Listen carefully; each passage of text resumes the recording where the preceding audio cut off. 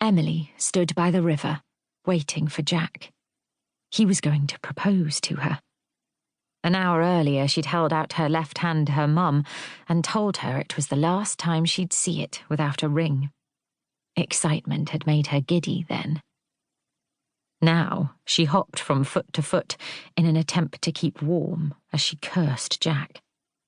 She was itching to check the time again, but that would involve taking her hand out of her pocket, and she couldn't face it. They were going for a meal later to celebrate, so she was all dolled up in a little black dress.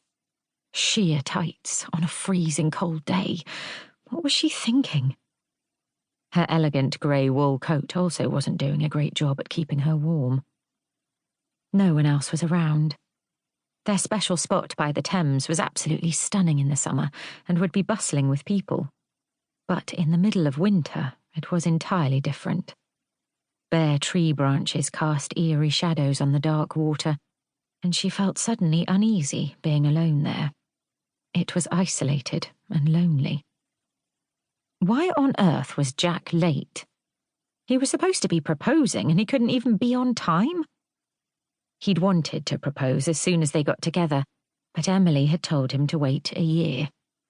She'd spent a year looking forward to it, but the excitement had slipped away on the freezing wind.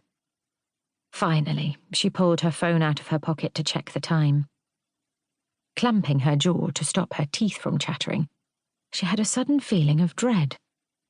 Jack wouldn't forget. They'd talked about it that morning. Should she consider the possibility that he'd changed his mind? No. She dismissed the idea as soon as it entered her head.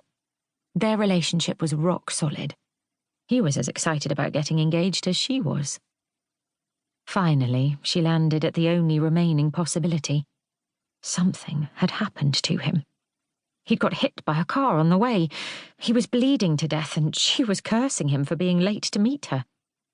Scrolling to his number, she pressed dial. It hadn't even rung when she caught sight of him running round the corner. So he wasn't dying. He was just late. She'd go back to being annoyed with him then. "I'm sorry."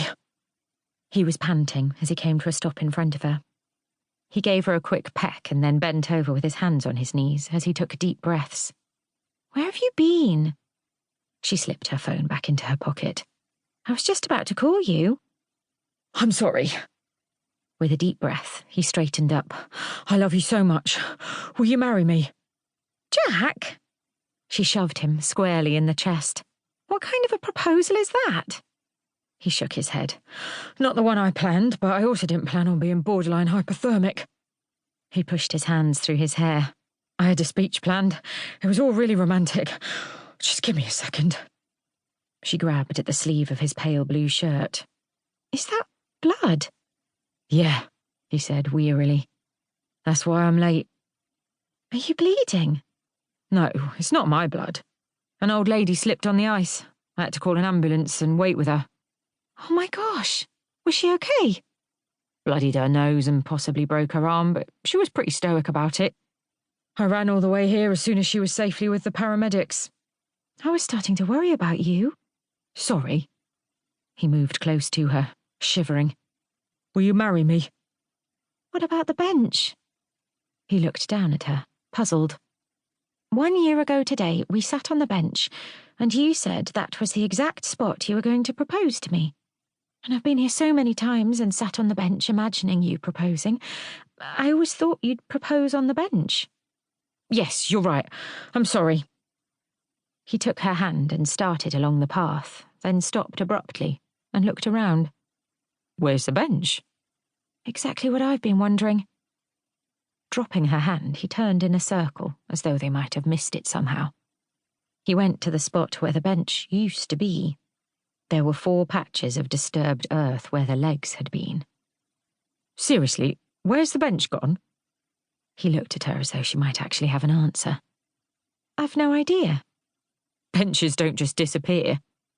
"Ours has." He blew out a stream of steamy breath and stepped forward, taking her hands in his. "It doesn't matter about the bench. I love you and—" He trailed off as she frowned and chewed on her bottom lip. "It matters to you."